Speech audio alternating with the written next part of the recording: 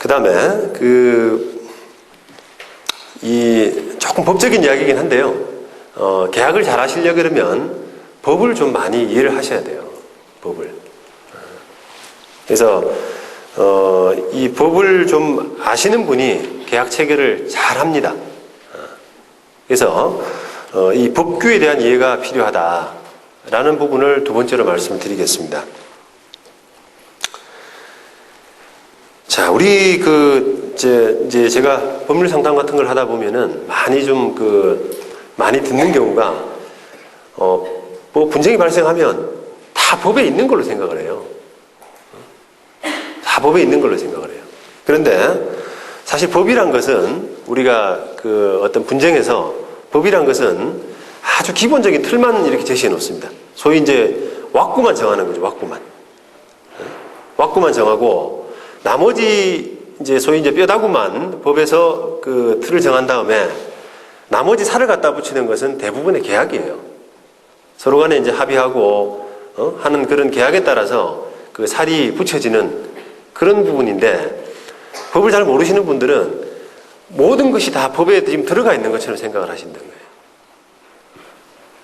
또 어떤 분들은 그 법에 어떤 부분이 들어가 있는지를 도무지 모르기 때문에 법에 다 있는 내용을 또 적는 경우가 있어요. 계약에서.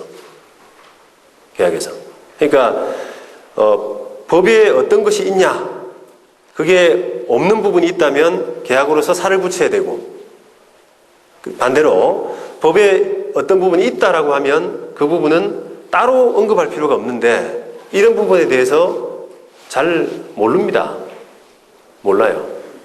그러니까 정작 써야 될 부분은, 계약으로서 보충해야 될 부분은 안 하고, 계약으로 보충할 필요가 없이 법에 다 나와 있는 부분인데 그 부분은 또 계약서에 또 중복해서 적어두고, 이런 경우가 참 많습니다. 자, 예를 들어서 그 대표적인 경우가 뭐 계약서에 보면은 2번 이상 차임 연체하면은 계약 해지한다, 이런 부분들이 있어요. 근데 그거는 계약서에 쓰나 마나한 조항이에요, 사실은. 왜냐하면 법에 있어요. 법에 다 있습니다. 그래서 그거 안 적어두셔도 민법에 따라서 그냥 저절로 해결됩니다. 근데 우리가 우리 소위 이제 문방구 계약서라 그러잖아요. 문방구 계약서에 한 장짜리로 깨알같이 이렇게 해서 몇 종은 없습니다. 기껏해야 10조문이죠. 10조문이 들어가는데 그 중에서 또 그런 게 하나씩 들어가 있어요, 또. 정작 써야 될 내용에 조금 그 칸을 남겨두고 많이 써야 되는데, 그 한 장짜리 계약서에 비좁은 구석에 또 그 필요 없는 문구들이 또 한 줄씩 들어가 있단 말입니다. 답답하죠, 그런 거 보면.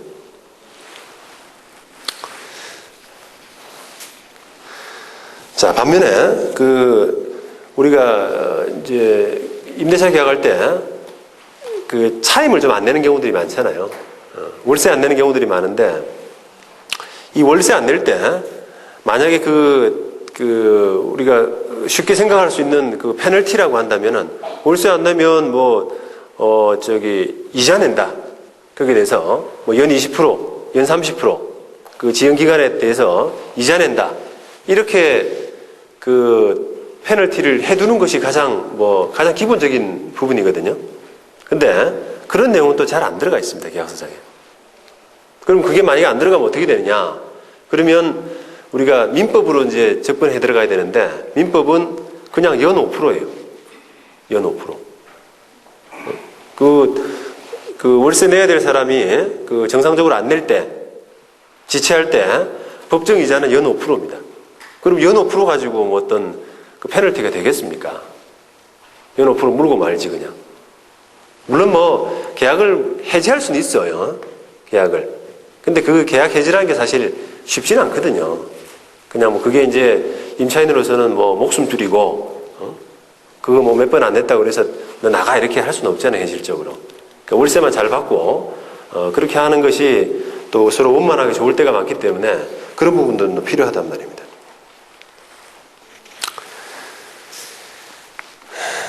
그래서 이런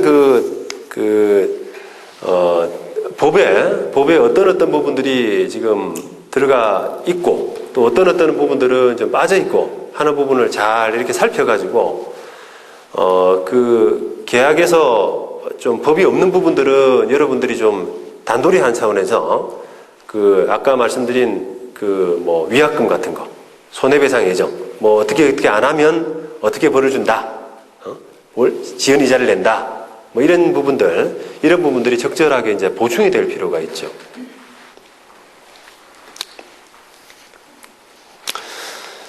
그리고 그런 이제 그 뭐 위약금 같은 거 이렇게 보충할 때 여러분들이 뭐 민형사상 모든 책임을 진다 이런 식의 좀 두리뭉실한 이런 문구들을 쓰시면은 별로 이렇게 재미가 없어요. 뭐 여러 가지 이제 그런 민형사상 모든 책임을 진다 이런 부분들은 되게 그 많은 경우에 등장하지 않습니까?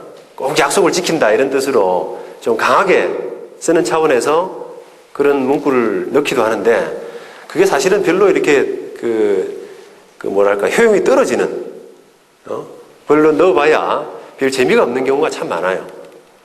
그래서 그런 부분들도 좀 적절하게 계약에서 어떤 뭐 이런 경우에는 어떤 그 조항을 쓰는데 그런 그 계약 조항이 좀 더 정확한 의미로 나중에 오해가 안 되고 정확하게 그 약속을 그 법에서 보장받을 수 있도록 하는 그런 정확한 문구가 좀 쓰여질 필요가 있습니다.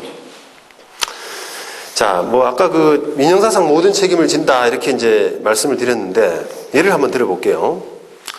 우리가 뭐 이제 그 계약 기간이 다 끝나고 임차인이 이제 나가야 되는 상황에서 딱 3개월만 있다가 내가 나가겠다. 그런 이제 임차인이 있습니다. 그러면 참 이게 소송하기 애매하거든요. 안 나가겠다고 버티면 소송을 이렇게 하겠지만 딱 3개월만 주라. 그럼 내가 무슨 일이 있더라도 나가겠다. 이렇게 이야기를 하는 거예요. 그러면 이때 이제 임대인이 그 틀림없이 나간다는 임차인 그 약속을 믿는 차원에서 확인하는 차원에서 3개월 뒤에 안 나가면 내가 민형사상 모든 책임을 다 지겠다. 그런 각서를 임차인한테 하나 받아뒀습니다. 자, 그러면 그게 나중에 3개월 뒤에 안 나갔을 때 약속대로 안 나갔을 때 그 임차인을 어떻게 할 수 있겠느냐 법적으로. 그죠? 그걸 한번 생각해 보셔야 되잖아요. 근데 그게 만약에 별 볼 일 없다 라고 하면은 뭐 받아두면 뭐 하겠어요 사실은. 그죠? 받아두나 안 받아두나 뭐 비슷하다 이러면은 별로 재미가 없잖아요, 별로. 그러니까 그걸 좀 한번 생각해 봐야 되는데, 자, 먼저 뭐 형사적인 책임. 3개월 뒤에 안 났다고 해서 형사적인 책임 지겠어요? 아닙니다. 없어요, 형사적인 책임. 뭐 이제 어떤 분들은 사기죄 아니냐, 사기죄 아니냐 이렇게 이제 생각하시는 분들이 계세요. 근데 전혀 관련이 없어요. 사기하고 전혀 관련이 없습니다. 그리고 형사적인 책임은 없다고 봐야 돼요. 없다. 가능성이 없다. 그러면 민사적인 책임은 뭐겠습니까? 민사적인 책임은 3개월 뒤에 안 나가서 어떤 내가 손해를 입었느냐, 그죠? 임대인이 어떤 손해를 입었느냐 라는 부분은 민법의 원칙으로 그냥 돌아갈 수밖에 없습니다. 민법의 원칙. 그러면 통상 손해는 우리가 그 임차인이 약속대로 안 나감으로써 임대인이 입은 손해를 따질 때 우리가 그냥 뭐 통상 손해, 그 다음에 뭐 특별 손해, 이 두 가지로 나뉘거든요. 자, 통상 손해는 뭐냐? 그러면 월 차임 상당이에요, 그냥. 월 차임 상당. 그러니까 그동안 내던 월세를 기본적으로 그 페널티를 내는, 그거 내는 그 정도밖에 불이익이 없죠. 그러면 또 특별 손해도 있을 수 있습니다. 임차인이 안 나감으로써 어떤 그 통상 손해 이외에 특별한 손해도 부과시킬 수 있는데, 예를 들어서 그 임차인이 원래 기본적으로 한 100만 원 정도의 계약을 하고 있는데 새로 들어올 사람이 200만 원을 주겠다는 거예요. 월 200만 원을. 그러면 그 임차인이 안 나감으로써 그 200만 원을 받을 수 있는 기회를 100만 원을 더 받을 수 있는 기회를 그러니까 유보시킨 거잖아요.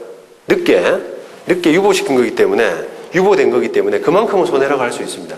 그러면 이 특별 손해를 무조건 받을 수 있느냐 하면은 또 그것도 아닙니다. 우리가 특별 손해는 그야말로 말 자체로 특별하지 않습니까? 그러니까 어떤 특별한 요건이 또 필요해요. 그러면 이 특별 손해를 받기 위한 요건이라고 하는 것은 그러니까 계약을 위반한 사람이 그 계약을 위반함으로써 그 채권자, 여기서는 임대인인데 임대인에게 그런 손해가 발생할 것을 알거나 알 수 있었던 이런 경우에만 특별 손해를 받을 수가 있어요. 자, 그러면은 그 민형사상 모든 책임을 진다라고 해서 형사적인 책임은 없다고 봐야 되고 민사적인 책임은 민법의 원칙으로 돌아가는 거 아니겠습니까? 민사적인 책임을 추궁하려면 그러면 사실은 그런 각서를 받는다는 의미가 없거든요, 사실. 민사적인 원칙으로 돌아가서 손해배상 청구할 바에야 그걸 몰라 받아요. 그죠? 그러니까 그런 임대인 입장에서는 그런 부분을 굳이 요구할 필요가 없는 거고 임차인 입장에서는 임대인을 달래기 위해서 한번 써줄 필요도 있는 겁니다. 명확한 임차인이라면. 그래서 그런 차원에서 이게 계약을 좀 잘 하시는, 현명하게 하시는 방법으로 법을 좀 정확하게 이해를 해야 될 필요가 있다는 겁니다.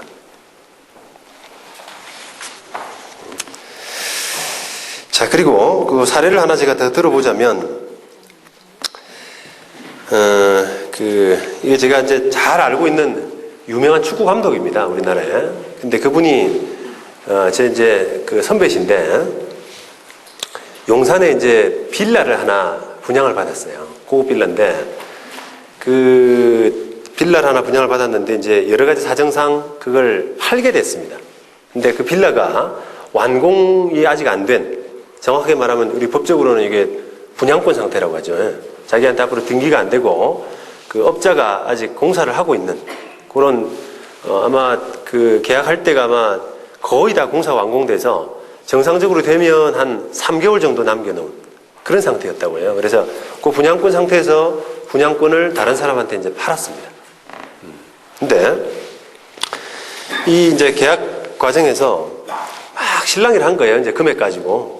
뭐 깎아달라 뭐 이렇게 해가지고 한 2시간 3시간을 씨름을 했대요. 그 가격 때문에. 그래서 딱 이제 계약서를 쓰면서 가격을 딱 절충을 했는데 그 계약서 쓰는 과정에서 사는 분이 그 분양권을 사는 분이 이거 내가 그 가격이 도저히 섭섭하다.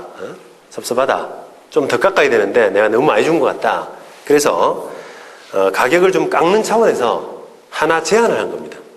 근데 그게 이제 사단이 됐는데 어떻게 제안을 했냐면 그 보통 분양권 그 계약을 할 때 기존 분양자 그러니까 그 축구 감독이시죠. 그분이 대출 받아놓은 게 좀 있어요. 분양 대금을 납부하기 위해서 이 대출 받아놓은 게 있습니다.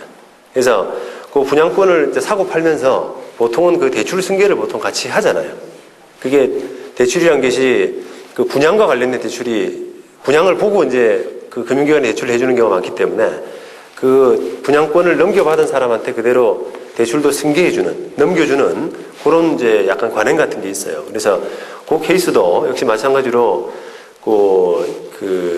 분양권 넘어가는 과정에서 대출도 이제 승계하는 것으로 이렇게 합의를 했는데 우리가 통상적인 그 계약 관행에서 보면 분양잔금, 분양대금, 분양권 양도대금을 다 받고 그 다음에 은행 대출 관계도 다 승계하면 그 다음에 이제 그 대출은 그 물건은 적어도 완전히 이제 사시는 분, 사는 분의 그 것이 되기 때문에 그 사는 분이 나머지 분양당금도 다 납부해야 되고, 그 다음에 은행 이자도 그 사는 분이 이제 내야 되잖아요.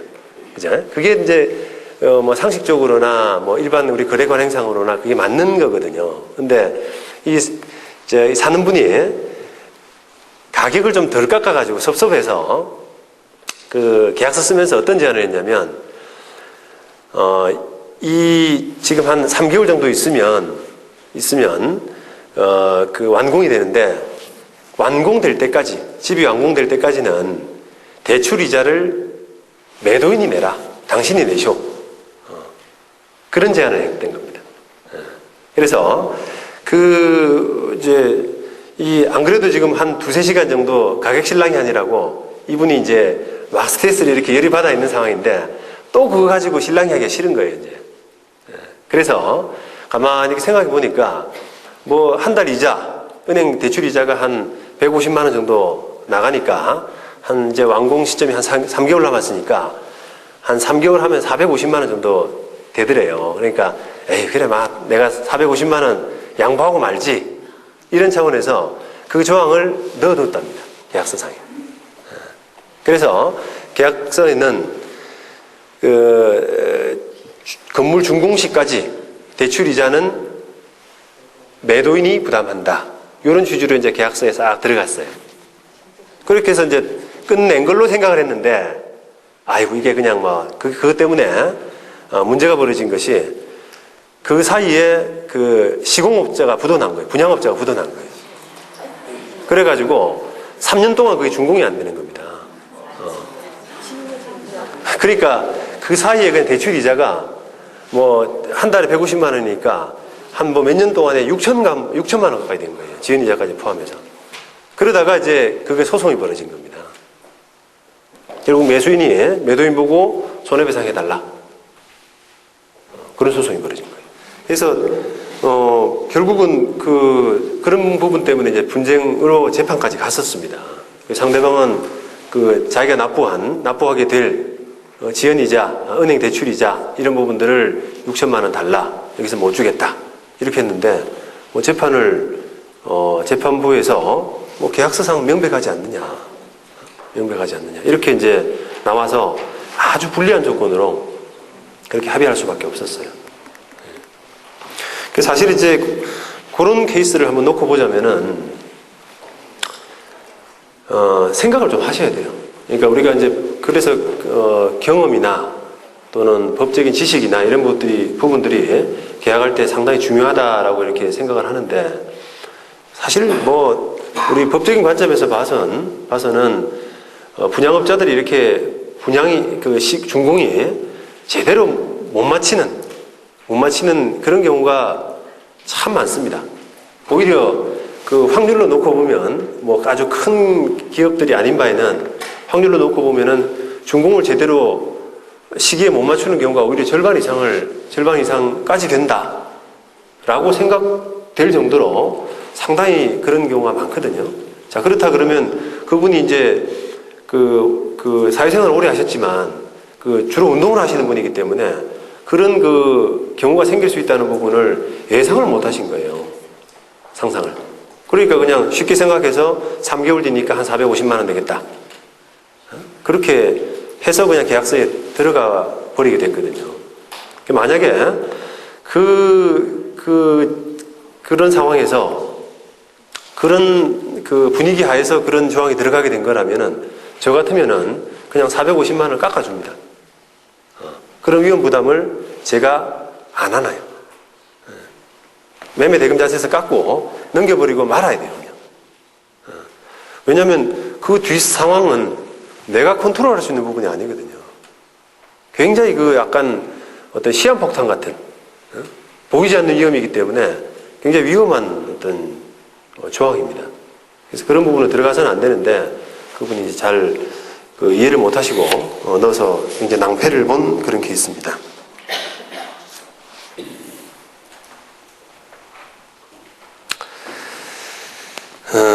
그래서 이제 종합적으로 이렇게 말씀드리면, 결국은 이게 효과적인 어떤 계약, 지혜로운 계약 이런 부분이 되기 위해서 이 계약서 작성 이런 부분은 매우 중요하다. 그리고 이 계약서 작성을 위해서는 관련 법, 그 다음에 재판 절차 이런 부분에 대해서 이해가 좀 뒷받침이 돼야 된다. 그런 부분을 말씀을 드렸습니다. 자, 혹시 여기까지 또 질문 있으신 분?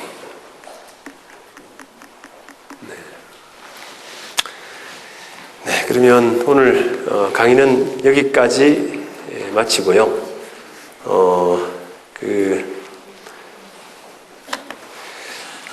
아까 뭐 책은 제가 다 드리려고 가져왔어요.